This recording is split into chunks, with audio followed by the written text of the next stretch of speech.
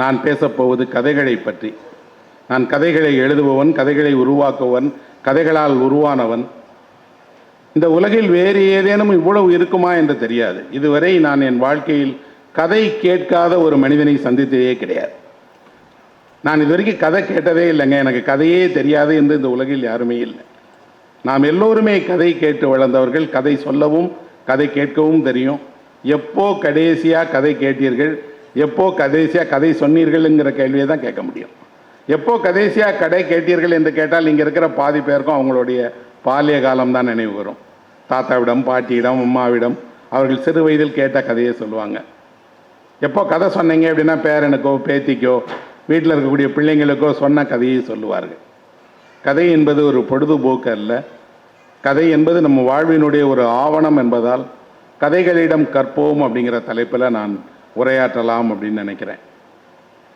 நண்பர்களே, ஒரு 6 மாதங்களுக்கு முன்பாக இத்தாலியினுடைய ரோம் நகரத்தில் ஒரு சம்பவம் நடந்தது. அங்கே ஒரு வீடு. அந்த வீட்டில் மாலை நேரம் ஒரு முதியவர் இருக்கிறார். அவர் வீட்டை பூட்டிட்டு வெளியில் போகிறார். ஏதோ பொருள் வாங்குவதற்காக போகிறார். அவர் திரும்பி வருவதற்கு 2-3 மணி நேரம் ஆகும்னு தெரிஞ்சுட்டு அந்த இடைப்பட்ட நேரத்தில் ஒரு திருடன் அவர் வீட்டுக்குள்ளே புகுந்துடான்.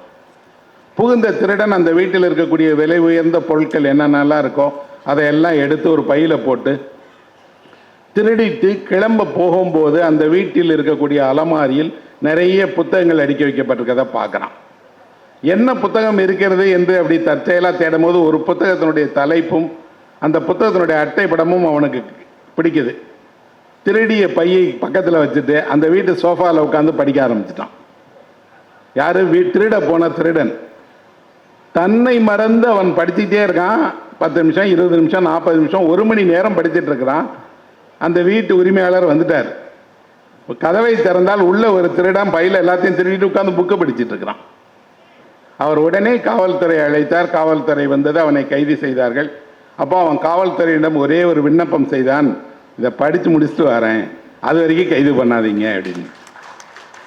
காவல்துறையர் அப்படி இல்லை, நீ திருட வந்தது தப்பு, இன்னொரு வீட்டில் திருடுகிற நேரத்தில் இருக்கும்போது அவன் சொல்கிறான், தன்னை மறந்து படிக்க, திருட போன இடத்தில் கூட தன்னை மறந்து படிக்க வைக்கிற புத்தகம் இந்த உலகில் இருக்கிறது. நீங்கள் மாட்டிக்கொள்வீர்கள், தண்டிக்கப்படுவீர்கள் என்றாலும் பரவாயில்லை, தன்னை மறந்து படித்தேன் நான், இப்படி புத்தகம் படித்து நீண்ட நாள் ஆகிவிட்டது, போகலான்னு கூட்டிகிட்டு போயிட்டான். மறுநாள் அது செய்தித்தாளில் வெளியானது. இத்தாலியினுடைய எல்லா பத்திரிகைகளிலும் அந்த செய்தி வெளியானது. இந்த திருடன் ஒரு புத்தகத்தை படித்தான் இல்லையா, அந்த புத்தகத்தை எழுதியவருடைய பெயர் ஜியோவனி நுச்சி அப்படிங்கிறவர். அவர் அந்த செய்தியை படித்தார். படித்துட்டு உடனே என்ன செய்தார் என்றால், அந்த திருடன் படிப்பதற்காக ஒரு புத்தகத்தை அவரே சிறைச்சாலைக்கு அனுப்பி வைத்தார். நீங்கள் சிறைச்சாலையில் அமைதியாக உட்கார்ந்து கொண்டு இந்த புத்தகத்தை முழுமையாக படித்து முடியுங்கள், அதற்கு எந்த சட்டமும் தடை செய்யாது என்று அந்த ஜியோவனி நுச்சி ஒரு புத்தகத்தை அனுப்பி வைத்தார்.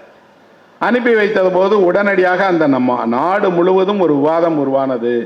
திருடனுக்கு கூட புத்தகம் படிப்பதற்கு நேரம் இருக்கிறது, நமக்கு ஏன் நேரம் இல்லை? அதைவிட அவர்கள் ஒரு பொது விவாதத்தை உருவாக்கினார்கள். தன்னை மறந்து திருடன் படித்தான் இல்லையா, அது என்ன புத்தகம், எதற்காக அவன் படித்தான் என்று. அந்த நாட்டில் இருக்கக்கூடிய ஒரு மிகப்பெரிய உளவியல் அறிஞர் அதை பற்றி ஒரு கட்டுரை எழுதுகிறார். மறுநாளில் என்ன எழுதுகிறார்னா, திருடன் படித்த புத்தகம் எதை பற்றியது என்றால் அது ஹோமரை பற்றிய புத்தகத்தை அவன் படித்திருக்கிறான். ஹோமர் என்பவர் 2000 வருடத்துக்கு முன்பாக கிரேக்கத்தில் எழுதிய மிகப்பெரிய படைப்பாளி. அவரை பற்றி எழுதப்பட்ட ஒரு நவீன புத்தகம் இது. அந்த புத்தகத்தை அவன் ஏன் படித்தான் என்றால், ஹோமர் வீடு திரும்புவதை பற்றி எழுதியிருக்கிறார். திருடன் நீண்ட நாட்களாக தன் குடும்பத்தை பிரிந்து வாழ்வதால் ஹோமரை படிப்பதன் வழியாக வீடு திரும்புவதை படிக்கிறான். இந்த உலகத்தில் எப்போதெல்லாம் வீட்டை பிரிந்து வெளியே இருக்கிறார்களோ அவர்கள் எல்லாம் வீட்டை பற்றிய நினைப்பை புத்தகத்தின் வழியாகவாது படித்து ஆறுதல் படுத்திக் கொள்ளலான்னு நினைக்கிறாங்க அப்படின்னு சொல்லிட்டு அவர் சொல்றார். அவர் திருடன் அதனால தான் படித்தான் என்று. ஒரு நாடு முழுவதும் ஒரு விவாதம் நடந்தது. என்ன என்றால், தன்னை மறந்து படித்த புத்தகம் என்று நீங்கள் எதை சொல்லுவீர்கள்? நீங்கள் படித்ததில் உங்களுக்கு பிடித்தமான தன்னை மறைந்து படித்தேன்னு சொல்லக்கூடிய புத்தகம் எது என்று சொல்லுங்கள், நாளிதழ்களில் வெளியிடுறோன்னு எல்லா நாளிதழ்களும் முதல் பக்கத்தில் அந்த செய்தியை வெளியிட்டதோடு காவலர்களுக்கு மக்கள் ஒரு கண்டனம் தெரிவித்தார்கள். அந்த திருடனுடைய கோரிக்கையை ஏற்று நீங்கள் புத்தகம் படிக்க அனுமதித்திருக்க வேண்டும், அவனை கைது செய்திருக்க கூடாது. அதற்கு அவர்கள் சொல்லுகிற காரணம் என்ன தெரியுமா? புத்தகம் படிப்பவனை கைது செய்கிறீர்கள், திருடனே அல்ல. ஏன் அப்படின்னா, நிச்சயமாக புத்தகம் படிக்க தெரிந்தவன் திருடனாக இருக்க முடியாது. இன்னொன்று, ஒரு திருடன் இந்த வீட்டில் விலை மதிப்பு மிக்க ஒரு பொருள் என்று இவ்வளவும் எடுத்ததை தாண்டி புத்தகத்தை தான் எடுத்திருக்கிறான். நான் கதையை சொல்லவில்லை நண்பர்களே, நீங்கள் போய் இணையத்தில் இந்த ஜோவனி நுச்சியினுடைய புத்தகத்தை திருடிய திருடனை பற்றிய கதையை பார்த்தால் அவன் புகைப்படத்தோடு அப்படியே நாளிதழ்களில் எல்லாத்துலேயும் வெளியாயிருக்கு. வெளியானதோடு அந்த செய்திக்கு அப்புறம் அந்த தேசம் முடிவு செய்கிறது என்ன அப்படின்னா, உண்மையில் இப்படியெல்லாம் புத்தகங்கள் பேசப்படவும் விவாதிக்கப்படவும் வேணும் அப்படின்னா நாம் என்னெல்லாம் செய்யணும்? அரசாங்கம் விவாதிக்கிறது, கலாச்சார அமைப்புகள் விவாதிக்கிறது, தொலைக்காட்சி விவாதத்தில் பெரிய பெரிய பெரிய எழுத்தாளர்களை அழைத்து வந்து அவர்கள் சொல்கிறாங்க, இந்த திருடன் இப்படி நடந்துக்கிட்டான் இல்லையா, இதை நீங்கள் திருட்டாக பார்ப்பீர்களா அல்லது அப்படியெல்லாம் திருடி படிக்கலாமா அப்படின்னு அவர்கள் சொல்கிறாங்க.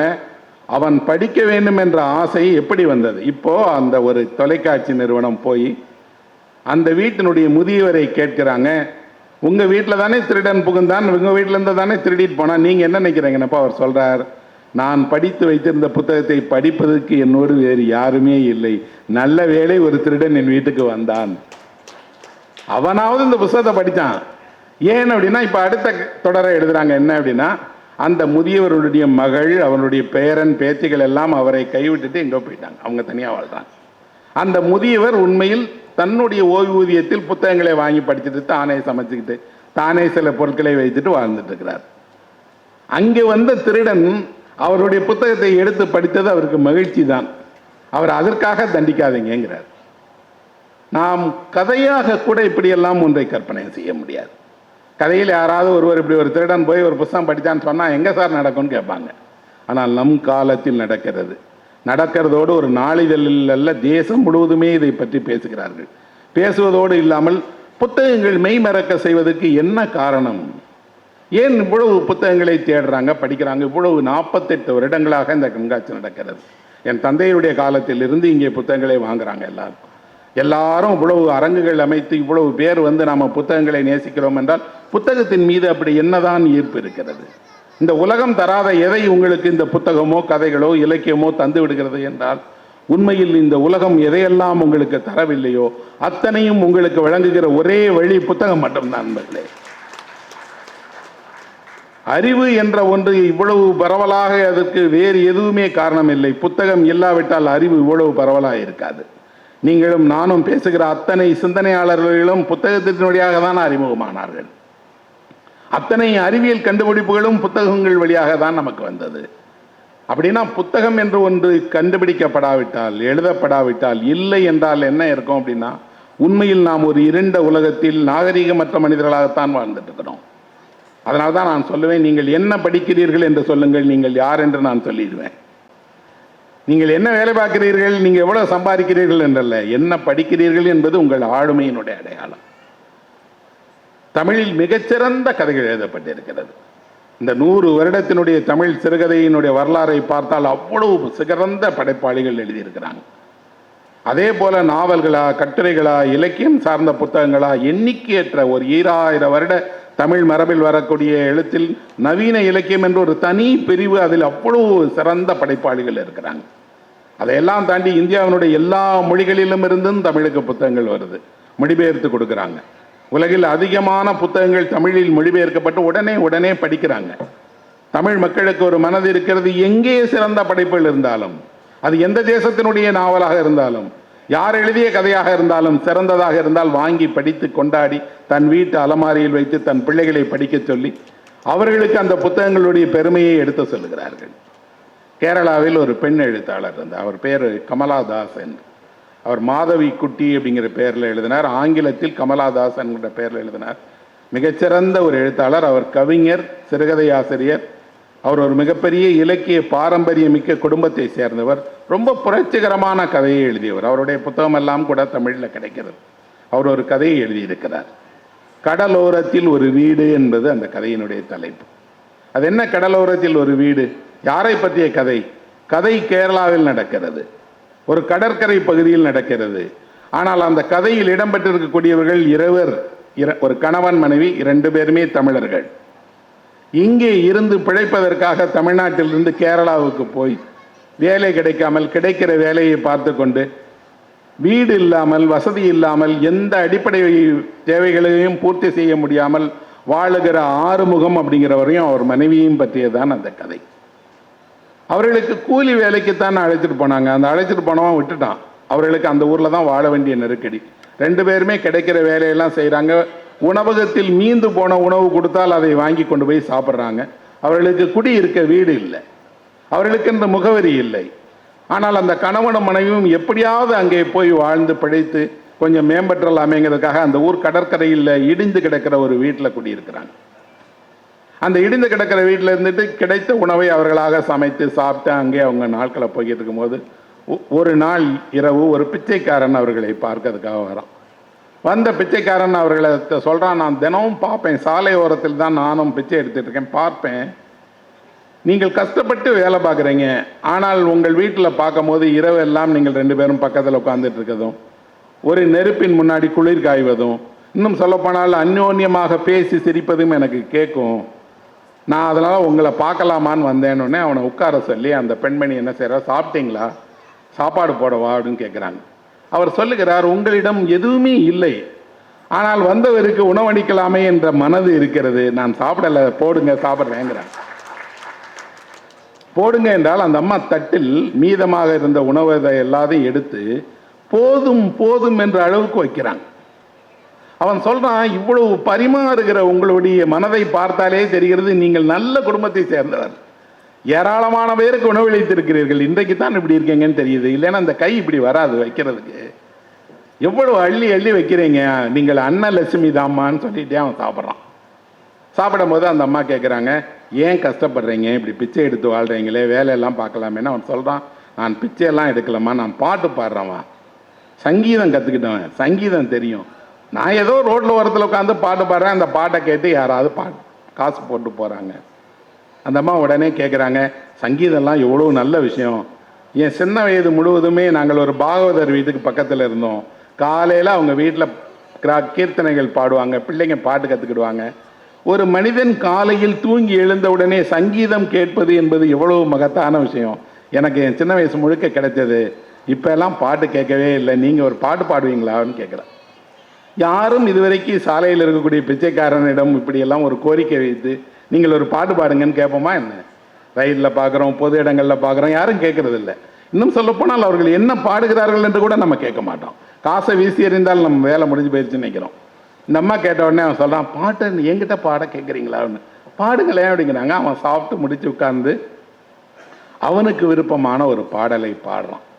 பாடினா அந்த அம்மா அப்படி கேட்குறாங்க. கேட்டுட்டு சொல்கிறாங்க, ரொம்ப நல்லா பாடினீங்க, எவ்வளோ இனிமையாக இருக்குது இந்த பாட்டு, இப்படியெல்லாம் பாட்டு எங்களுக்காக யாரும் பாடி கேட்குறதுக்கு யாருமே இல்லை, நீங்கள் எப்போவாவது வேலை இருந்தால் இங்கே வரலாம் சாப்பிடலான்னப்போ அவன் சொல்கிறான், இல்லை இல்லை, இன்றைக்கு ஏன் வந்தேன் என்றால் இந்த ஊரை விட்டு போகிறேன், இந்த ஊரை விட்டு போவதற்கு முன்னால் இந்த ஊரிலிருந்து யாராவது ஒருத்தரை பார்த்து சொல்லிட்டு போனுங்கும் போது உங்கள்கிட்ட சொல்லிட்டு போகலான்னு தோணுச்சு, உங்களிடம் வந்தேன்னு சொல்கிறான்.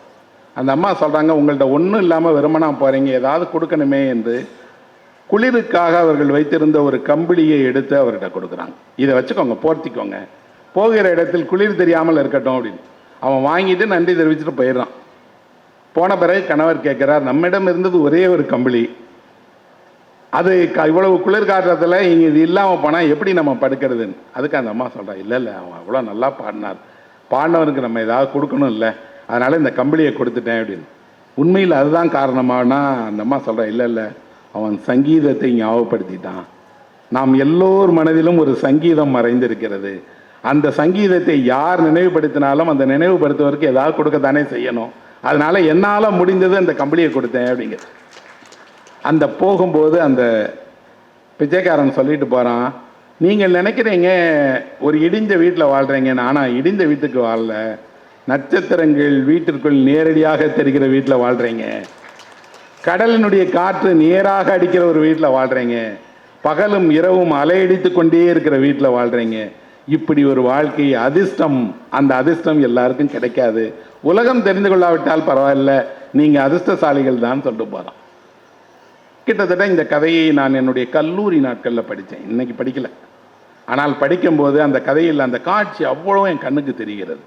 அந்த ஆறுமுகம், அவருடைய மனைவி, அங்கே இருக்கிற பிச்சைக்காரன், அவருக்கு கொடுக்கப்பட்டிருக்கக்கூடிய அந்த கம்பளி, அவர் சொல்லுகிற அந்த வாசகம் எல்லாம் கேட்கும்போது எனக்கு என்ன தோணுகிறதுன்னா, நீங்கள் உண்மையில் உங்களை பற்றி நினைத்து கொண்டிருக்கிறதும் உலகம் நினைத்து கொண்டிருப்பதும் வேறு வேறு. நீங்கள் எல்லா இல்லாத இடத்திலும் கூட உங்கள் மனதின் சங்கீதத்தை ஒருபோதும் கைவிட்டுறாதீங்க.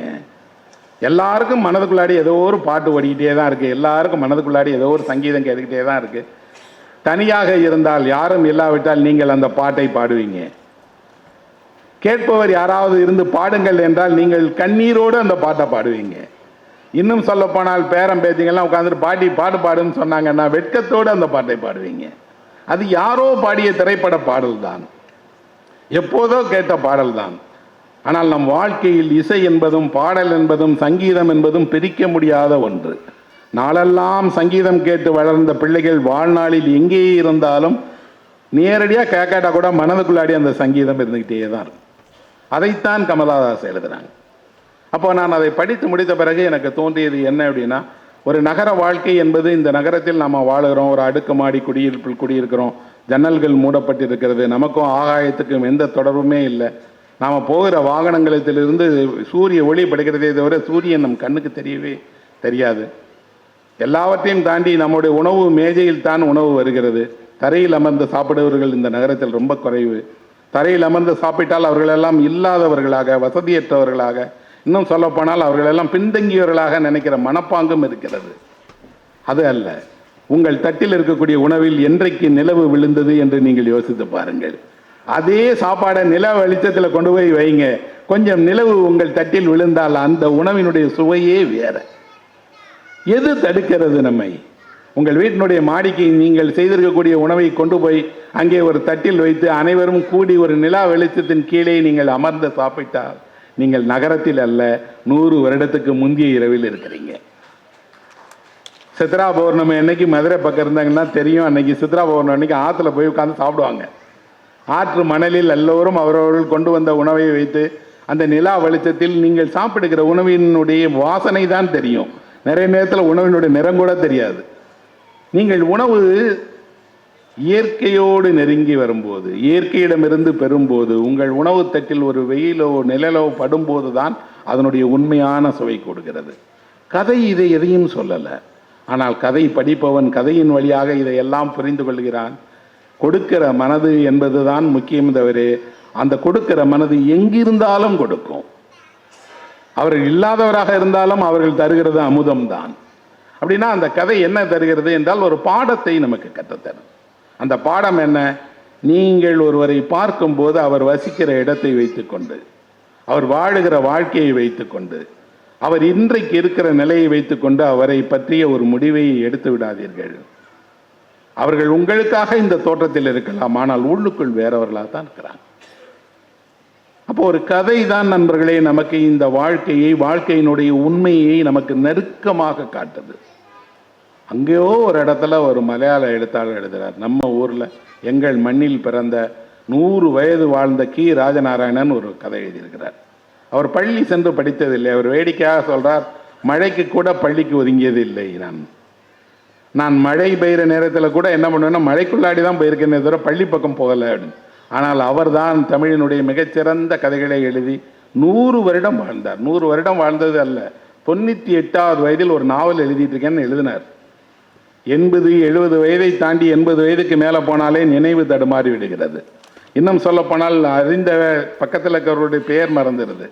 நிறைய பேருக்கு அவர்களுடைய முதுமையில் அவருடைய நினைவு அவர்களை விட்டு கொஞ்சம் கொஞ்சமாக போயிடுது.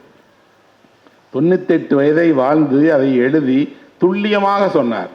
அவர் 100 வயது வரை அவர் வாழ்வோம் என்ற நம்பிக்கையோடு இருந்தார். ஆனால் அப்படிப்பட்டவர் அல்ல. அவர் சிறு வயதிலேயே காச நோய்க்கு சிகிச்சை எடுத்து எப்போதும் இறந்து விடுவார் என்ற நம்பிக்கையில் எல்லோரும் இந்த வருஷம் இல்லைன்னா அடுத்த வருஷம் அவ்வளோதான் நினைச்ச ஒரு மனிதன்தான் 100 வருடம் இருந்தார். இலக்கியம், எழுத்து, இசை என்பது தான் அவருக்கு உள்ளாடி அந்த உறுதியை கொடுத்து கொண்டே இருந்தது. மருந்து மட்டும் இல்லை.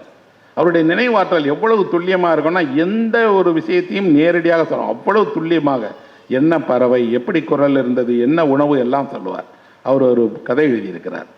அது இங்கே சொல்ல வேண்டிய பொருத்தமான ஒரு கதை. நிறைய கதை எழுதியிருக்கார். புத்தக உலகம் அப்படின்னு அந்த கதை. அந்த புத்தக உலகம்ங்கிற கதை யாரு? புத்தகம் படிக்கிற ஒருவனை பற்றின கதை. புத்தகம் படிக்கக்கூடிய ஒருவன் எப்படி இருப்பான்? வீட்டில் வெறுக்கப்படக்கூடியவனாக இருப்பான். அந்த புத்தகம் படிப்பவனை முதல்ல அவனுடைய குடும்பம் ஏற்றுக்கொள்ளாது, அவனுடைய பிள்ளைகளுக்கு பிடிக்காது, அவனுடைய மனைவிக்கு அவனோட இணக்கம் இருக்காது. இன்னும் சொல்ல போனால் அவனை அவனுடைய வீதியில் இருப்பவர்களோ ஊரில் இருப்பவர்களோ இவன்லாம் ஒரு மாதிரி எப்பவும் ஏதாவது கையில் புத்தகம் வச்சுட்டு இருப்பான் அப்படிம்பாங்க. அப்படி புத்தகம் படிக்கக்கூடியவர்களில் வேங்கடம் என்று ஒருவர் இருந்தார். இந்த வேங்கடம் பற்றி அவர் சொல்றார், பிட்பாக்கெட்காரனுக்கு ஒரு திறமை இருக்கும், விரலில் இருக்கும். அவன் எந்த பர்ஸையும் விரலை வச்சு அப்படி நைஸாக எடுத்துருவான். ஆனால் வேங்கடத்துடைய திறமை என்னவென்றால் அவர் நாக்கில் இருக்கிறது. அவர் யாரிடமும் அவர் 5 நிமிஷம் பேசினார்னா உங்கள் புத்தகத்தை அவர்கிட்ட கொடுத்துருவீங்க, அவர் கொண்டு போயிடுவார். வேங்கடம் புத்தகம் வாங்குபவர் அல்ல, புத்தகத்தை உங்களிடமிருந்து பறித்து கொள்பவர். எப்படி பறிப்பார்? உங்களை சந்தித்தால் அவர் 5 நிமிடத்தில் சொல்வார், ஜானகிராமன் படிச்சிருக்கீங்களா, ஜானகிராமனோட இந்த கதை படிச்சிருக்கிறீங்களா, எப்பேற்பட்ட எழுத்து என்று பேசிக்கொண்டே வந்து உங்கள்கிட்ட அந்த புக்கு இருந்தால் கொடுங்க படிச்சுட்டு வரேன்னு அங்கே ஒரு வீடு கொண்டு போயிடுவார். எல்லோரிடமும் பார்க்கக்கூடிய எல்லோரிடமும் அவர் இலக்கியம், எழுத்து, கவிதை, கதைகள் என்று சொல்லி சொல்லி சொல்லி பேசி ஆசைகளை அவர் மனதில் உருவாக்கி அவர்கள் வைத்திருக்கக்கூடிய புத்தகத்தை எடுத்துகிட்டு போய் அவர் வீட்டில் வச்சு படிப்பார். வைத்துக்கொள்ள மாட்டார், படிப்பார். அவருக்கு புத்தகம் வாங்க வசதி இல்லையே தவிர ஒரு விவசாயி. ஆனால் எல்லா புத்தகங்களையும், நல்ல புத்தகங்களை எல்லாம் சேமித்து தன் வீட்டில் வைத்துக்கொள்ள வேண்டும்னு ஒரு பெரிய ஆசை. இந்த ஆசை இல்லாதவர்கள் இங்கே யாராவது இருப்பாங்களா என்ன? எல்லோருக்குமே எல்லா நல்ல புத்தகமும் நம்ம வீட்டிலே இருக்கணும். எத்தனை புத்தகம் இருந்தாலும் பரவாயில்ல, இன்னும் கொஞ்சம் வாங்கிக்கிடும், இன்னும் கொஞ்சம் வாங்கிக்கிடும்னு வாங்கி வச்சுக்கிட்டே இருக்காங்க. இவர் அப்படி வாங்கி வைக்கும் போதெல்லாம் புத்தகத்தை பறி கொடுத்த நண்பர்கள் சொல்லுவாங்க, அவருக்கு இரவல் மட்டும் கொடுத்துடாதீங்க, திருப்பி தரவே மாட்டாரு, அவர்கிட்ட இருந்து புத்தகத்தை வாங்கவே முடியாதுன்னு. வாங்க முடியாதோடு யாராவது தேடி வந்து விடுவார்களே என்பதற்காக அவர் ஊரை மாற்றி தான் சொல்லுவார். என்ன ஊர் அப்படின்னு கேட்டால், எங்கே தான் பக்கத்தில் சுண்டூர் அப்படின்னு சொல்லுவார். அப்படி ஒரு ஊரே கிடையாது. நீங்கள் அவரை தேடி போக முடியாது, அவரிடமிருந்து கொடுத்த புத்தகத்தை வாங்க முடியாது. ஆனால் அவரை நீங்கள் சந்தித்தால் 10 நிமிடத்தில் தேனாக பேசி புத்தகங்களுடைய இனிமையை சொல்லி உங்கள் கையில் இருக்கக்கூடிய எல்லா புத்தகத்தையும் நீங்களே அவர்கிட்ட கொடுத்து படிச்சுட்டு கொண்டு வந்து கொடுங்கன்னு சொல்லிடுவீங்க. இன்னொன்று, அவரை பற்றி அழகான சித்திரத்தை கீரா எழுதுகிறார். அவரை சாலையில் பார்க்கும்போது ஒரு குழந்தையை மடியில் கொண்டு போவது போல கனமான புத்தகத்தை கொண்டு போறாராம். இவர் நிறுத்தி கேட்கும்போது அவர் சொல்றார், கருணாமிர்த சாகரம்னு ஒரு புத்தகம் சார், இசைக்கு ரொம்ப முக்கியமான புக்கு, அதை தான் கையில் வச்சுட்டு இருக்கேன், இதோட சேர்த்து படிக்க வேண்டிய 2-3 புத்தகம் உங்கள்கிட்ட இருக்குன்னாங்க, கொஞ்சம் கொடுங்களேன் அப்படின்னு. இவர் சொல்லுகிறார், அந்த புத்தகத்தை பற்றி கேள்விப்பட்ட உடனே என்கிட்ட இருந்த புத்தகத்தெல்லாம் அவர்கிட்ட கொடுத்துட்டேன். இவ்வளவு இனிமையாக புத்தகங்களை படிக்கக்கூடிய, எங்கிருந்து வருகிறார் யாருன்னே தெரியாதவருக்கு ஒரு நூலகத்தோடு மட்டும் நல்ல நட்பு. நூலகத்துக்கு போவார், நூலகரிடம் பேசுவார், நூலகத்திலும் இப்படி இரவல் எடுத்துகிட்டு போயிடுவார், கொடுக்க மாட்டார். ஆனால் அந்த நூலகருக்கு இவர் நண்பர். அந்த நூலகர் ஒரு நாள் இவர் எல்லாரும் போய் சொல்கிறாங்க, என்னங்க எல்லாரும் புக்கையும் எடுத்துகிட்டு போயிட்டார், கொடுக்க மாட்டேங்கிறாரு, அவர் எப்படியாவது பார்த்து மீட்கணுமே என்ன போது, மீட்க முடியாது அப்படிங்கிறார். ஏன் அப்படின்னு, இப்போ தான் சில நாட்களுக்கு முன்னாடி வேங்கடம் இறந்து போயிட்டாப்புல. என்னங்க இப்படி சொல்கிறீங்க, போன வாரம் கூட பார்த்தனே, எல்லாரும் பார்த்தோம், எல்லாம் பழகணும், எல்லாம் சரிதான், ஆனால் போன வாரம் வீட்டில் ஒரு சின்ன சச்சரவு சண்டை, அதில் அவர் இறந்துட்டார், என்ன நடந்தது, அங்கே போய் விசாரிக்கலாமே அப்படிங்கிறேன். இல்லை போகலாம் வேண்டாம், இல்லை உண்மையான அவருடைய வீடை சொல்லுங்கள், ஊரை சொல்லுங்கள், நாங்கள் அவர் மீது அக்கறை கொண்டவர்கள் போய் துக்கம் கேட்க போகிறோம் சொல்கிறாங்க. அவர் ஊர் வந்து கடம்பூருக்கு பக்கத்தில் இருக்கிற சின்ன கிராமம், போய் பாருங்கள். ஒரு 4-5 பேர் ஒன்றாக பயணம் செய்து அந்த ஊருக்கு போய் அந்த ஊரில் இருக்கிற ஒருவரிடம் விசாரித்தால் அவர் சொல்கிறாங்க, அந்த புஸ்தகம் படிப்பான்ல அந்த வேங்கடமா, ஆமாம் அவன் தான் செத்துட்டான் ஐயா, அது செத்துட்டார் தெரியும், என்ன நடந்தது என்று. ஐயா அவர் எப்போதும் புத்தகம் புத்தகம் என்றே படிச்சுட்டே இருப்பார், வீட்டில் ஏதாவது வேலை செய்ய சொன்னால் கூட படிச்சுட்டு செய்கிறம்மா அப்படிம்பாரு. அவர் பையனுக்கு அது பிடிக்காது, மனைவிக்கு பிடிக்காது. அவர்கள் வீட்டில் ஒரு சாவியை வைத்திருந்தாங்க, சாவி எங்கேன்னு சொல்லி காணாமல் போயிடுச்சு, தேடுறாங்க. அதை தேடி கொடுங்கள் என்ற போது இவர் ஏதோ ஆசையாக படிச்சுட்டு இருந்தார். எப்பா நான் படிச்சுட்டு இருக்கேனப்பா, என்கிட்ட வந்து கேட்குறீங்க, நீங்கள் தேடி பாருங்கன்னு சொன்னதுக்கு கோபம் மனைவிக்கு. மகனை சொல்லி நீ தேடுனோடனே மகன் தேடுவதாக சொல்லி இவர் சேகரித்து வைத்திருந்த அத்தனை புத்தகங்களையும் எடுத்து தரையில் வீசி எல்லா புத்தகங்களையும் கீழே கொட்டி இந்த குப்பைக்குள்ளாடி கிடந்தாதான் உண்டுன்னு சொன்னான். தன் வாழ்நாளில் எதற்குமே கலங்காத, எதையுமே பற்றி பெரிதாக நினைக்காத வேங்கடம்தான் தான் கண்ணு முன்னாடி அவ்வளவு புஸ்தகமும் வீணா வச்சு தூக்கி போட்டு குப்பைன்னு தன் மகனே வீசி எறிவதை பார்த்து தன்னை மறந்து அடிப்பதுக்கு கையை ஓங்கிட்டாரு. அதற்கு மகன் சொல்கிறான், இந்த புஸ்தகத்தை படித்ததும் இல்லாமல் என்னை அடிக்கிறது கை ஓங்குறியா, நான் அடித்தேன்னா நீ தாங்க மாட்டேன் என்று கீழே தள்ளி விட்டான். கீழே தள்ளி விட்டதில் விழுந்து பிடரில் அடிபட்டு செத்துட்டாரு. இவர்களுக்கெல்லாம் தோன்றுகிறது, ஒரு மனிதன் புத்தகத்தை நேசிப்பதோடு மட்டுமல்லாமல் புத்தகமே வாழ்க்கை என்று வந்து அந்த புத்தகத்தினுடைய மதிப்பை யாருமே உணர்ந்து கொள்ளவில்லையே என்ற போது தன் சொந்த குடும்பம், மனைவி, பிள்ளைகளை எல்லாம் ஏதோ ஒரு கோபத்தில் இப்படி சொல்லி அந்த பேச்சின் வழியாக இறந்து போயிட்டானேன்ட்டு இருக்கட்டுங்க. ஆனால் அவர் அவ்வளோ சேகரித்து வச்சார்ல, அந்த புஸ்தகங்கள்லாம் எங்க, அந்த புஸ்தகங்கள் எல்லாம் நூலகத்தில் வைக்கலாம்லன்னப்போ அவர்கள் சொல்லுகிறார்கள், எல்லா புத்தகங்களையும் வேங்கடத்தோடு போட்டு எரித்து விட்டோம். எப்படி நடந்தது அவருடைய தகனம்? அவர் படித்த அத்தனை புத்தகங்களையும் கொண்டு போய் ஒரு கட்டைகளுக்கு மேலாக அடுக்கி, அவருடைய உடலுக்கு மேலாக சந்தன கட்டைகள் அடுப்பது போல அவர் படித்த புத்தகங்களை எல்லாம் அடுக்கி அவரோடு சேர்த்து கொளுத்திட்டோம்.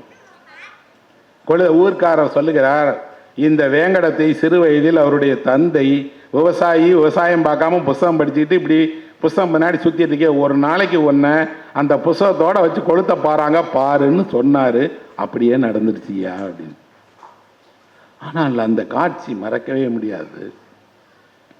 யோசித்து பாருங்கள், ஒரு மனிதன் தான் வாழ்நாளெல்லாம் படித்த புத்தகங்களால் எரிக்கப்படுகிறான்.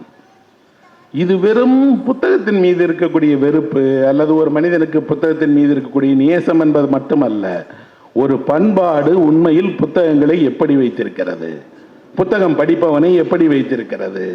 புத்தகம் படிக்கிறான், இந்த மனிதன் ஒருவேளை ஒரு குடிகாரனாக இருந்திருந்தால் சகித்து கொண்டிருப்பார்கள்.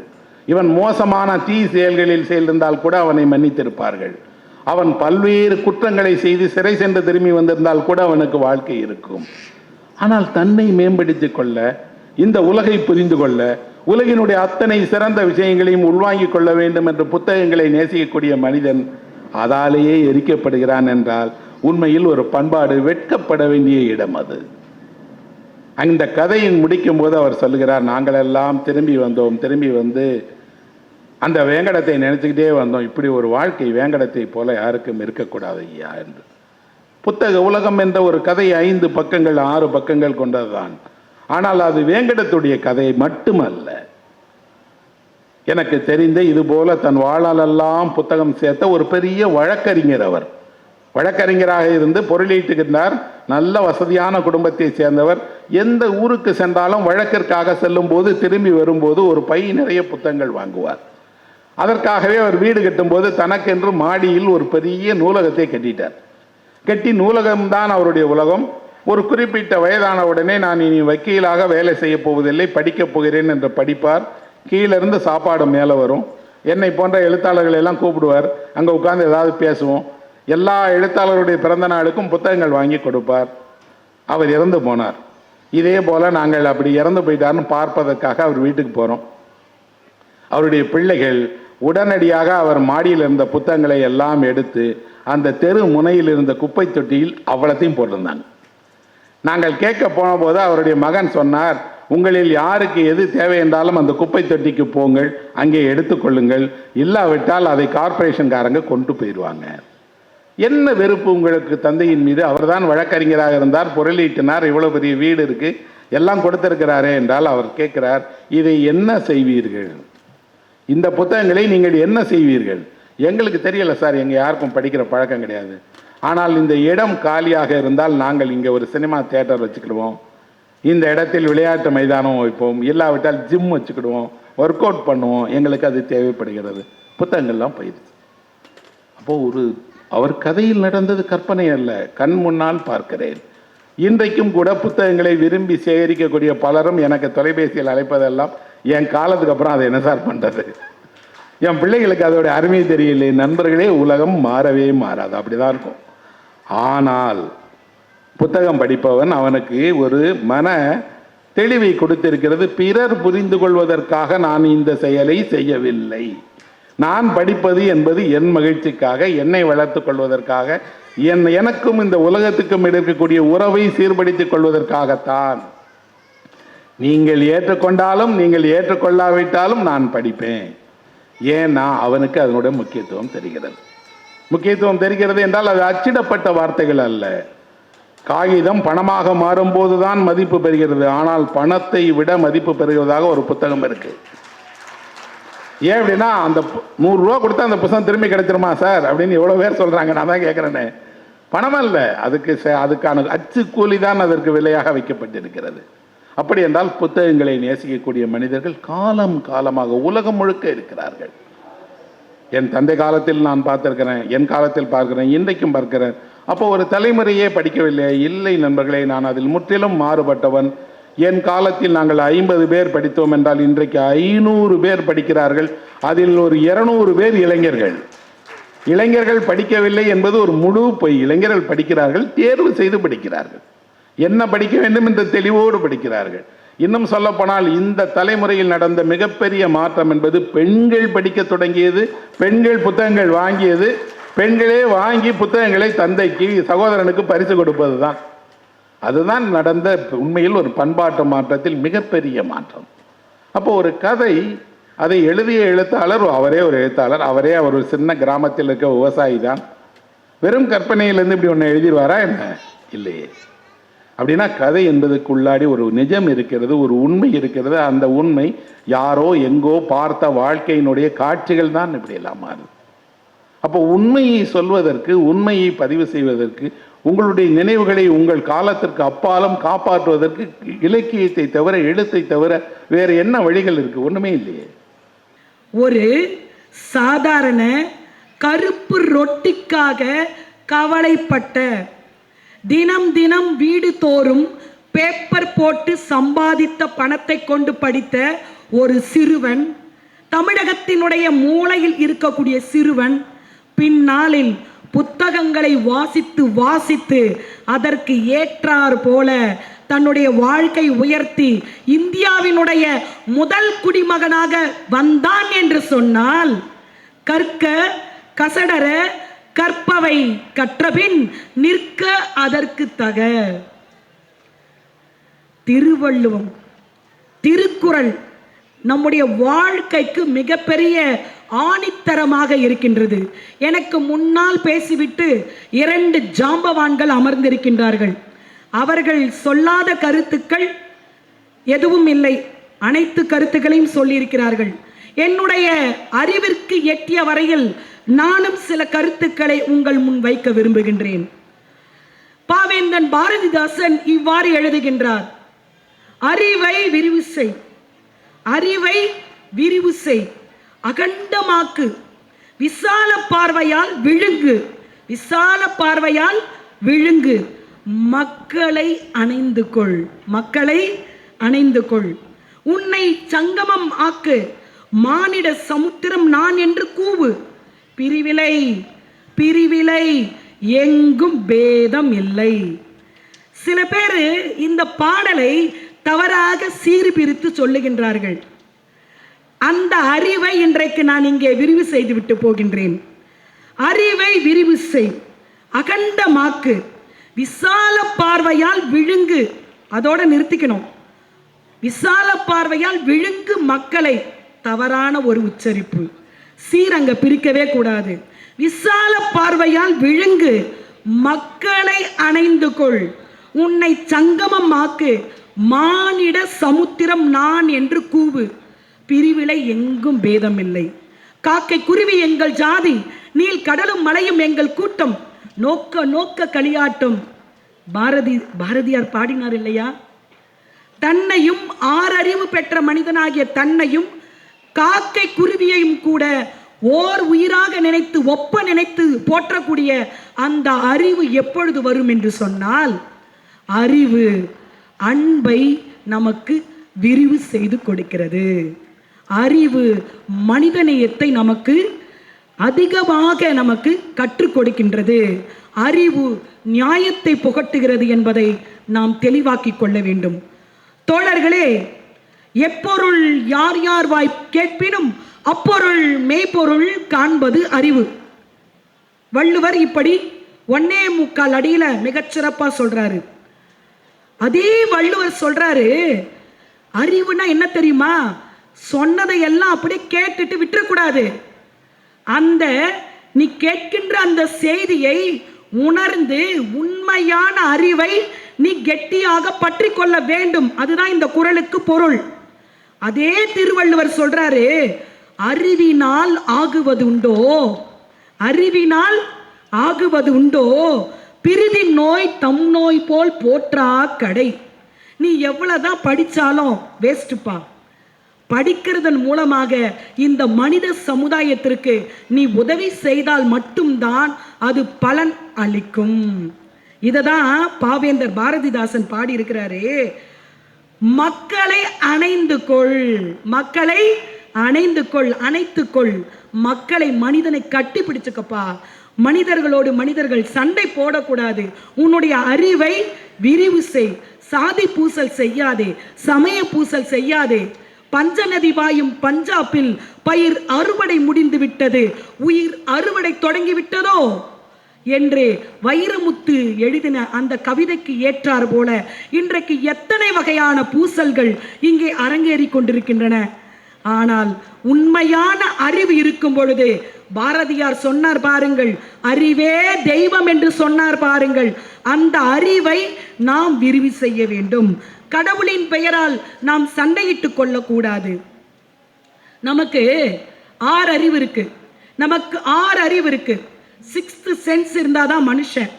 6 அறிவு அதுவே அவற்றோடு மனநே, 6 அறிவு அதுவே அவற்றோடு மனநே. மக்கள் தாமே 6 அறிவு உயிரே, பிறவும் உளவே அக்கிளை பிறப்பே. இது தொல்காப்பியருடைய சூத்திரம் சொல்லுகிறது. மக்கள் தாமே 6 அறிவு உயிரே. நமக்கு 6th சென்ஸ் இருக்கு, 7th சென்ஸ் போதி தர்மன் வரைக்கும் நம்ம வந்துட்டோம். இன்னைக்கு உச்சத்தை தொட்டு கொண்டிருக்கின்றோம். போதி தர்மன் 7ஆம் அறிவு வந்துட்டோம். ஆனா இன்னும் கூட காமன் சென்ஸ் கூட இல்லாம நம்ம நான் சென்ஸாக பல பேர் இன்றைக்கு செயல்பட்டு கொண்டிருக்கின்றோம். அறிவை நாம் உணர்ந்து செயல்பட வேண்டும். அறிவை விரிவு செய்ய வேண்டும். அறிவை விரிவு செய்யும் பொழுது நம்முடைய வாழ்க்கையில் அவை, அந்த அறிவு என்பது நமக்கு எவ்வாறு பயன் அளிக்கிறது என்பதுதான் இங்கே நாம் இங்கே அடிக்கோடிட்டு காட்ட விரும்புகின்ற செய்தி. அது மட்டுமல்ல, படிக்காமல் இருப்பதை விட பிறக்காமல் இருப்பதே மேல். நியாயப்படுத்தப்பட்ட உண்மையான நம்பிக்கை தான் அறிவு என்கின்றார் பிளாட்டோ. அன்பு சான்றோர் பெருமக்களே, ருஷ்ய தலைநகர் மாஸ்கோவில் செம்மீன் என்கின்ற மலையாள நாவலுக்காக விருது வழங்குவதற்காக தகழி சிவசங்கரன் பிள்ளை அவர்களை அழைத்திருக்கின்றார்கள். தகழி சிவசங்கரன் பிள்ளை அவர்கள் அந்த விருதினை பெற்றுக்கொண்டவுடன் அங்கே இருக்கக்கூடிய பத்திரிகையாளர்கள் எல்லாம் கேட்கின்றார்கள், உங்களுடைய அடையாளம் என்ன என்று கேட்கின்றார்கள். அதற்கு அவர் சொல்லுகின்றார், என்னுடைய அடையாளம் தமிழ்நாடு என்று சொல்லுகின்றார். என்னது, யூ ஆர் ஃப்ரம் கேரளா, ஆனா ஏன் தமிழ்நாடுன்னு சொல்றீங்க அப்படின்னு கேட்ட உடனே, ஆமாம், நான் கேரளாவை சார்ந்தவன் தான், ஆனால் என்னுடைய அடையாளம் தமிழ்நாடு. 5000 ஆண்டுகளுக்கு மேலாக பண்பாடு, கலாச்சாரம், நாகரிகம் இவைகளை கட்டி பாதுகாத்து அகம் புறம் என்று காதலையும் வீரத்தையும் வரையறுத்து வாழ்வாங்கு பண்பாட்டு வாழ்க்கையை வாழ்ந்து கொண்டிருக்கின்ற தமிழ்நாடு தான் என்னுடைய அடையாளம் என்று ருஷ்யாவில் சொல்லி தகழி சிவசங்கரன் பிள்ளை அவர்கள் சொன்னார் என்று சொன்னால், அந்த புலமையின் மிகுதியால செம்மீன் என்கின்ற அந்த நூலினுடைய விரிவு செய்யப்பட்ட ஒரு விரிவாக்கம் தான் அந்த விருது என்று சொன்னால், அந்த இடத்திலும் தமிழை அவர் முதன்மைப்படுத்துகிறார் என்று சொன்னால், அறிவை நாம் விரிவு செய்ய வேண்டும். ஏதோ ஒரு மூலையில் மட்டும் அமர்ந்து கொண்டு, நான் இந்த ஊர்ல பிறந்திருக்கிறேன், நான் ஏதோ ஒரு குக்கிராமத்தில் பிறந்திருக்கேன், என்னால் முன்னேற முடியலன்னு எதுவுமே சொல்லக்கூடாது. நமக்கு அறிவு இருக்கிறது. தொட்டனை தூறு மணற்கேணி மாந்தர்க்கு கற்றனை தூறும் அறிவு. நாம் சிந்திக்கக்கூடிய ஒவ்வொரு சிந்தனைகளையும் நாம் அசை போட்டு அவைகளை நாம் செயல்படுத்துதல் வேண்டும். இதுதான் உண்மையான அறிவு. தொல்காப்பியர் பொருளதிகாரம் சொல்லுகின்றது, மரபியல்ல ஒரு நூற்பா, மிக அழகான நூற்பா. 1 அறிவதுவே உற்று அறிவதுவே, 2 அறிவதுவே அதனோடு நாக்கே, 3 அறிவதுவே அவற்றோடு மூக்கே. 3 அறிவு எதுனா மூக்கு. 4 அறிவு அதுவே அவற்றோடு கண்ணே. 4 அறிவு கண்ணு. 5 அறிவு அதுவே அவற்றோடு செவியே. 5 அறிவுனா எது? செவி. 6 அறிவு அதுவே அவற்றோடு மனநே. அப்போ கிமுல எழுதப்பட்ட தொல்காப்பியருடைய பொருளதிகாரத்துல மரபியல் ஜெனடிக்ஸ் என்று எழுதியிருக்கின்றார். ஆனால் மரபியல் துறைகள் இந்த காலத்துல தான் கண்டுபிடிக்கப்பட்டு கொண்டு வருகின்றன. இந்த காலத்துல கண்டுபிடிக்கப்பட்டது தான் மரபியல் துறை. ஆனால் என்றைக்கோ கிமு 3ஆம் நூற்றாண்டிலேயே தொல்காப்பியர் மிக அழகாக மரபியல் ஜெனடிக்ஸ் என்று பதிவு செய்திருக்கின்றார். 6 வகையான அறிவுகள் இருக்கின்றன. சரி, நான் உங்களுக்கு ஒரு உண்மையை சொல்லட்டா? ஓரறிவு, ஈரறிவு, மூவறிவு, 4 அறிவு, ஐயறிவு. 6வது அறிவு தான் மனுஷன். மனம் என்ற ஒன்று இருப்பதனால்தான் அவன் மனிதன் என்ற பெயரை பெற்றிருக்கின்றான். இது உங்களுக்கு தெரியுமா? மனம் என்ற சொல் அடிச்சொல், வேர்ச்சொல். அந்த மனம் என்ற சொல்லினுடைய நீட்சிதான், அதாவது நில்லாத காட்சி நிறையில் மனிதரை புல்லாவிடுதல் இனிது என்று இனியவை 40 என்ற நூல்ல இந்த ஒரு பாடல் இடம்பெற்றிருக்கிறது. நில்லாத காட்சி நிறையில் மனிதரை புல்லாவிடுதல் இனிது. அந்த மனிதர் என்ற ஒரு பதம் சொற்றொடர் முதலாக இனியவை 40 என்ற அந்த நூலில் தான், நீதி நூலில் தான் இடம்பெற்றிருக்கிறது. மனம், மனத்தை உடையவன் மனம், மனம் பெற்றிருக்கக்கூடியவன் மனத்தன். நன்றாக கவனித்துக் கொள்ளுங்கள். மனம், மனத்தன். அதற்கடுத்து மனத்தன்ற வார்த்தை தான் மனதன், மனதன் என்று ஆனது. அதனுடைய மருவிய வடிவம் மனம், மனத்தன், மனதன். அதற்கு பிறகு மருவி நாளடைவில் முதல் எழுத்து நீண்டு மனிதன் என்று ஒரு சொல் உருவானது என்று சொன்னால், இன்றைக்கு மனிதன் என்று சொன்னால் யார் என்று நாம் அடையாளப்படுத்தப்படுகிறோம். மனிதன் என்று சொன்னால் அறிவு கொண்டவன் மனிதன். அறிவு கொண்டவன் தான் மனிதன். அறிவு இல்லைன்னா அவனுக்கு மனிதன்ற பேரே கிடையாது. அப்போ சென்ஸ் இருக்கணும். 6ஆம் அறிவு பெற்றவன் மட்டும்தான் அறிவாளி என்று போற்றப்படுகின்றான். இங்கே ஒரு நுட்பமான செய்தியை நான் உங்களுக்கு கடத்திவிட்டு செல்ல ஆசைப்படுகின்றேன். அன்பு தமிழ் பெருமக்களே, மனிதன் பிற மனிதனுக்கு 6 அறிவு கொண்ட மனிதன் இன்னொரு 6 அறிவு கொண்ட மனிதனுக்கு உதவி செய்தால் அதற்கு பெயர் மனித நேயம்.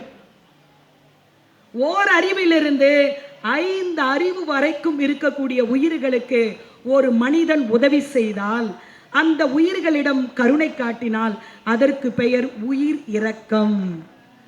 மனிதநேயமும் ஒண்ணுதான், உயிர் இரக்கமும் ஒண்ணுதான் நீங்க நினைச்சீங்கன்னா அது தவறு. இரண்டுக்கும் இடையே மிக ஒரு சிறிய அளவுல ஒரு வேறுபாடு இருக்கிறது, நுட்பம் இருக்கிறது அந்த இடத்துல. அதை நீங்கள் தெளிவாக தெரிந்து கொள்ள வேண்டும். ஒன்றும் இல்லை, புறநானூற்றுல 46வது பாடல். இந்த மாமன்றத்தில் அதை பதிவு செய்வதில் எனக்கு பெருமை அதிகம். புறநானூறு 46வது பாடல். மலையமான் திருமுடிக்காரி என்ற ஒரு குறுநில மன்னன் இருந்தான். அந்த மன்னனுடைய பிள்ளைகளை யானையினுடைய கால்களிலே இட்டு கொள்வதற்காக அவன் சோழன் குளமுற்றத்து துஞ்சிய கிள்ளிவளவன், எனக்கு முன்னால் பேசிய ஐயா அவர்கள் குறிப்பிட்டார்கள். அந்த குளமுற்றத்து துஞ்சிய கிள்ளிவளவன் என்ன பண்றான், அந்த குழந்தைகளை யானையினுடைய காலில் இட்டு கொல்ல முற்படுகின்றான் கோவத்தினால. சினம் எப்பொழுது வரும் சொல்லுங்கள்? சினம் எப்பொழுது வரும்? அறிவை இழக்கும் பொழுது சினம் வரும். அப்ப அறிவு இல்லைன்னு சொன்னா சினம் வரும்னா, அறிவு இருக்கும்போது சினம் வருமா? வராது. இல்ல, வராது. அப்போ அறிவை இழக்கும் பொழுதுதான் சினம் வருகிறது. சோழன் குளமுற்றத்து துஞ்சிய கிள்ளிவளவன் அறிவிழந்து அந்த குழந்தைகளை சிறிது கூட மனிதநேயம் இல்லாமல், அறிவில்லாமல் யானையினுடைய காலில இட்டு கொல்ல முற்படும் பொழுது அங்கே வரார் ஒருத்தர். அவர்தான் அறிவாளியான, அறிவினால இந்த உலகத்தை ஆட்சி செய்யக்கூடிய எழுத்தாளர்களும் கவிஞர்களுமா இருக்கக்கூடிய, அவர்களில் ஒருவராக இருக்கக்கூடிய கோவூர் கிழார் வராரு. கோவூர் கிழார் என்ற ஒரு புலவர் வராரு.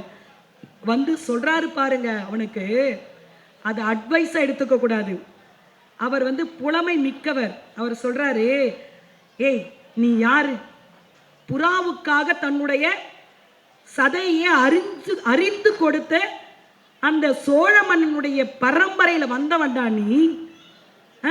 நீ என்ன பண்ற? சாதாரணமான ஒரு செயலை, அல்பத்தனமான ஒரு செயலை நீ செய்ய விரும்புகிறாயே, உன்னுடைய பேர் கெட்டு போகாதா? நீ இதே அந்த குழந்தைகளை கொல்லாமல் விடுவித்தால் உனக்கு எப்பேற்பட்ட பேர் கிடைக்கும் தெரியுமா என்று சொல்லி கோவூர்கிழார் சொல்றாரு பாருங்க அந்த பாட்டு. நீயே புறவின் அல்லல், நீயே புறவின் அல்லல் அன்றியும் பிறவும் இடுக்கண் பலவும் விடுத்தோன் மருகனை. இப்படி சொல்லி கடைசியா ஒரு பஞ்சு வைக்கிறாரு பாருங்க. சங்க இலக்கியத்துல இதுதாங்க டாப்.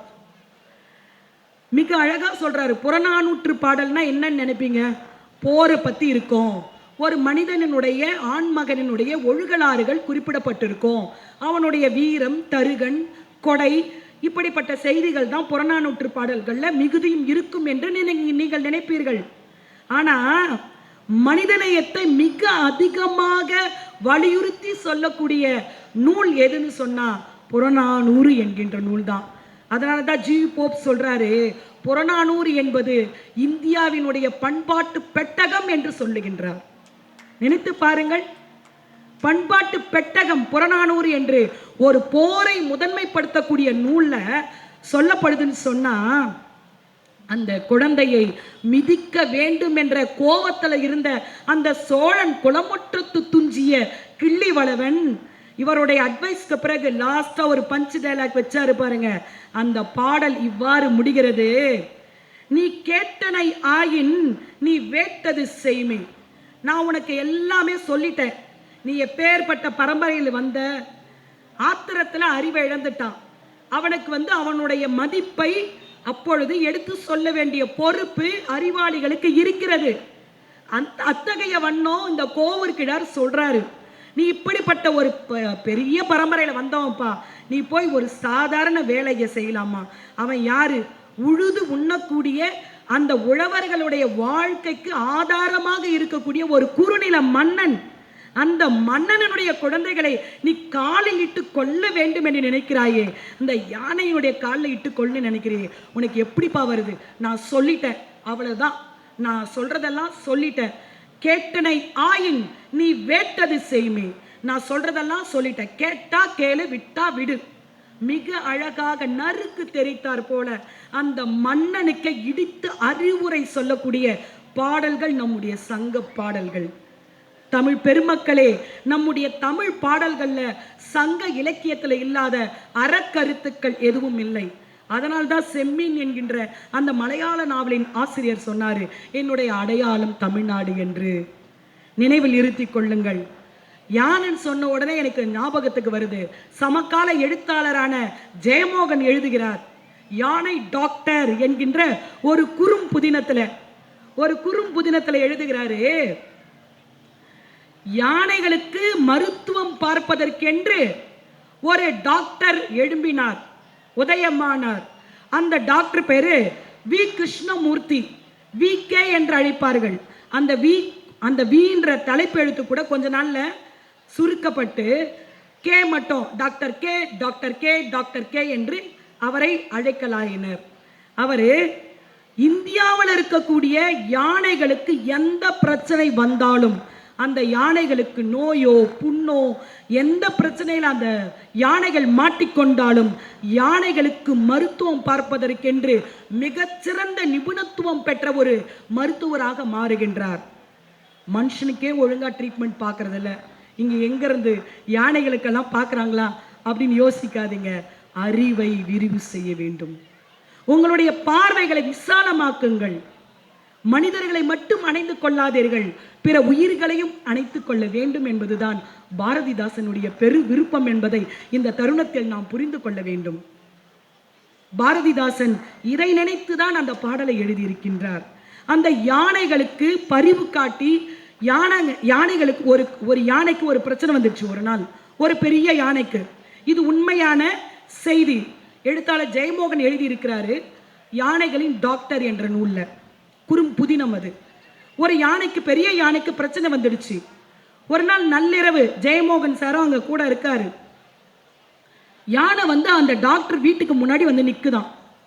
உலகத்திலேயே மனிதர்களுக்கு அடுத்தபடியாக அறிவோடும் அன்போடும் திகழக்கூடிய விலங்கு எதுன்னு சொன்னா யானை தான் என்பதை மறந்து விடாதீர்கள் தமிழ் சொந்தங்களே. இந்த தமிழ் இலக்கியத்துல ஒரு மரபு இருக்கு. சிறிய உயிர்னா எறும்ப சொல்லுவோம், பெரிய விலங்குனா யானையை சொல்லுவோம். அது கம்பரும் அந்த ஓமையை பயன்படுத்துறாரு. அவருக்கு பின்னாடி வந்த உமரப்புலவரும் அந்த ஓமையை பயன்படுத்துவாரு. எறும்பு முதலாக யானை ஈராக என்று சொல்லுவாங்க. இந்த யானையினுடைய மொழி டாக்டர் விகேவுக்கு நன்றாக தெரியுமா. ஏதோ ஒரு பிரச்சனை வந்திருக்கு, அவைகளுக்கு பேச தெரியாது.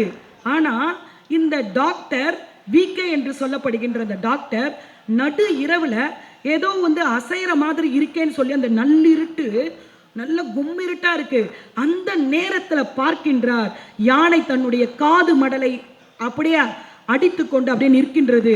என்னவோ ஏதோ என்று பதறி எடுத்து கொண்டு வந்தால் அந்த யானையினுடைய காலிலே மிகப்பெரிய இரும்பு ஆணி குத்தப்பட்டு அந்த யானை வலியினால் துடித்து கொண்டிருக்கிறது. இவர் உடனடியாக மருத்துவம் பார்த்து அந்த யானைக்கு ஒரு விடுதலை கொடுக்கின்றார். இதை பார்த்துவிட்டு ஜெயமோகன் பிரமிப்போடு எழுதுகின்றார். அந்த நேரத்தில் அந்த யானையோட ஒரு குட்டி யானை வந்திருக்கு. அந்த குட்டி யானை என்னவோ நடக்குதுன்னு சொல்லி உத்து பார்த்துட்டு இருக்கு. இந்த டாக்டரை ஏதோ ஒரு பொல்லாதவர் போல பார்த்துட்டு இருக்கு அந்த குட்டி யானை. கொஞ்ச நாள் கழிச்சு அவரோட வீட்டுக்கு முன்னாடி அதே குட்டி யானை வந்திருக்கு. இவரு கூட இருக்கிற இன்னொருத்தருக்கும் இவருக்கும் நல்ல தூக்கம் வர நேரம், அது இரவு நேரம். அந்த நேரத்தில் ஒரு குட்டி யானை இருக்கிறது அவ்வளவா சரியா தெரியாது இல்லையா. ஆனாலும் இவரும் அந்த இரவு நேரத்தில் அந்த குட்டி யானை கண்டுபிடிச்சிடுறாரு. இல்லை ஏதோ ஒரு பிளிரல் சத்தம் மாதிரி கேட்குது, யானையினுடைய பிளிரல். ஆனால் அது அழுகுரல் போல இருக்கிறது என்பதை இவர் உணர்கின்றார்.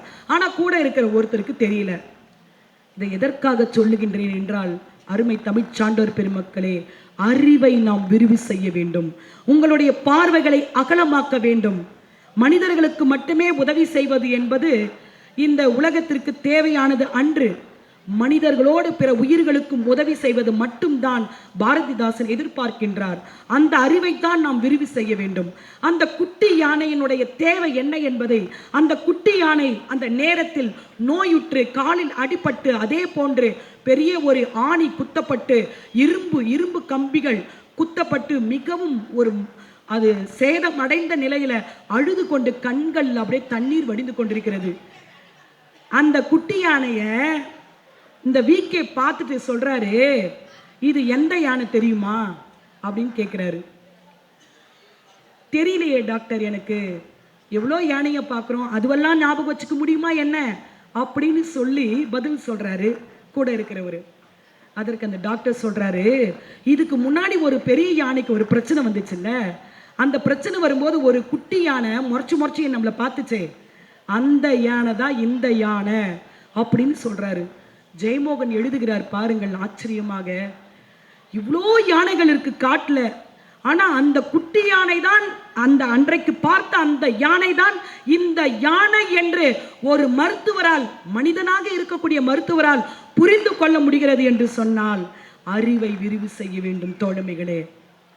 இன்றைக்கு அந்த விகே என்பவர் யானைகளுடைய மொழியை புரிந்து கொண்டு யானைகளுக்காக வகுத்தளித்த அந்த விதிமுறைகளை தான் இந்திய காடுகளினுடைய சட்டத்துல நாம் இன்றைக்கும் பயன்படுத்தி கொண்டிருக்கின்றோம். இதே விதிமுறைகளை தான் காசிரங்கா காண்டாமிருகத்தினுடைய அந்த பாதுகாப்பு சரணாலயத்தை கூட பயன்படுத்தி கொண்டிருக்கிறோம் என்பதை இந்த தருணத்துல இந்த மாமன்றத்தில் சொல்ல கடமைப்பட்டிருக்கின்றேன். இப்போ யானைன்னா என்ன அவ்வளோ எளப்பமா? யானைன்னா என்ன கேவலமா? அதுவும் நம்மளை போல ஒரு உயிர் தானே. அதுக்கு 5 அறிவு, நமக்கு 6 அறிவு, அவ்வளவுதான். சீவக சிந்தாமணி என்கின்ற நூல் சொல்லுகின்றது, உயிரெல்லாம் தன் உயிர் ஒப்ப ஓம்பலால். அவ்வளவுதான். நம்முடைய உயிரை போன்று பிற உயிரையும் நாம் மதிக்க கற்றுக்கொள்ள வேண்டும். உயிரெல்லாம் தன் உயிர் ஒப்ப ஓம்பலால், பிற உயிர்களை நேசித்து நாம் பழக வேண்டும். அது மட்டுமல்ல, ஒரு சொத்த பல்லு கடுமையான வலியில துடிச்சுக்கிட்டு இருந்தாங்க ஒரு பெண்மணி. கடுமையான வலியில துடித்து கொண்டிருந்தார் ஒரு பெண்மணி. அதை ஒரு பல் மருத்துவர் பார்த்தார். பல் மருத்துவர் பார்த்துவிட்டு மிகவும் கலங்கினார். இந்த பல்வலியால் துடித்துக் கொண்டிருக்கக்கூடிய இந்த பெண்மணிக்கு ஏதாவது உதவி செய்ய வேண்டுமே என்று அவர் தீர்மானித்தார். அதற்காக பலவிதமான பயிற்சிகளை எடுத்தார். டாக்டர் ஜாக்சன் என்பவர் இடத்துல போயிட்டு பயிற்சியும் எடுத்துக்கொண்டார். ஜாக்சன் கிட்ட இவர் சொல்றாரு, சொத்த பல்லுல இந்த கடைசி பல்லை பிடுங்கும் பொழுது அது மூளை நரம்புகளோடு தொடர்போடு இருக்கின்றதே, அது மிகவும் வலிக்கிறது, என்ன செய்வது என்று சொன்னவுடன் ஜாக்சன் சொன்னாரு, ஈத்தர் என்கின்ற ஒரு மருந்து இருக்கிறது, ஈத்தர். இந்த ஈத்தரை நீ எடுத்துட்டு போயிட்டு அந்த பல் வலிக்கிற இடத்துல வச்சு பாரு அப்படின்னு சொல்லி ஜாக்சன் சொல்றாரு. அந்த மனிதர் அதை சொத்த பல்லுக்கு பக்கத்தில் வைக்கிறாரு. அந்த ஈத்தரை வச்ச உடனே மரத்து போயிடுது அந்த இடம். அது மரத்து போன உடனே அந்த இடத்துல பல்லை குடைந்து அந்த சொத்த பல்லை அவர் எடுத்துடுறாரு.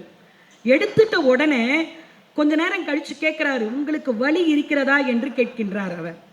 எனக்கு வலி எதுவுமே இல்லை, எனக்கு பல் பிடுங்கப்பட்டதா என்று கூட தெரியவில்லை என்று அந்த பெண்மணி சொல்லுகின்றார். உடனே இவருக்கு அறிவு மூளை வேலை செய்ய ஆரம்பிச்சிடுச்சு. சொல்றாரு, சரி இந்த ஈத்தரை பயன்படுத்தினா முழு உடலுக்கும் அறுவை சிகிச்சை செய்து விடலாமே என்று அவருக்கு அறிவு விரிவடைகிறது. அதனுடைய வெளிப்பாடுதான் இன்றைக்கு மயக்க மருந்து கொடுக்கப்பட்டு நமக்கெல்லாம் ஆபரேஷன் அறுவை சிகிச்சை செய்யப்படுகிறது என்று சொன்னால், அந்த மயக்க மருந்தை கண்டுபிடித்து எத்தனையோ பேருக்கு தன்னுடைய படிப்பின் மூலமாக, தன்னுடைய வாசிப்பு அனுபவத்தின் மூலமாக, அது மட்டுமல்ல, இந்த இடத்துல ஒரு செய்தியை மட்டும் நான் சொல்லி முடிக்கின்றேன். முதலாவது அவர் பயன்படுத்தியது ஒரு சோதனைக்காக குளோரிக் ஈத்தர் என்கின்ற ஒரு மயக்க மருந்தை யூஸ் பண்றாரு. அது யூஸ் பண்ணும் பொழுது பொத்து பொத்துன்னு விலங்கினங்கள் எல்லாம், சிறு பிராணிகள் எல்லாம் விழுந்து செத்துடுது. ஆனால் மறுபடியும் எழுந்திருக்கல. ஆனால் இவர் என்ன பண்ணுறாருன்னா, தன்னுடைய உயிரையே பணயம் வைத்து சல்பூரிக் ஈத்தர் என்கின்ற அந்த மருந்தை, உயர்ந்த மருந்தை வாங்கி கொண்டு வந்து தன்னுடைய உயிரையே பணயம் வைத்து அந்த மருந்தை சுவாசிக்கின்றார். பொத்தென்று மயங்கி விழுந்து விடுகின்றார். மயங்கி விழுந்த அவர் சிறிது நேரத்தில் தெளிவு பெற்று உணர்ச்சி மிக்கவராக மாறி அதற்கு பிறகுதான்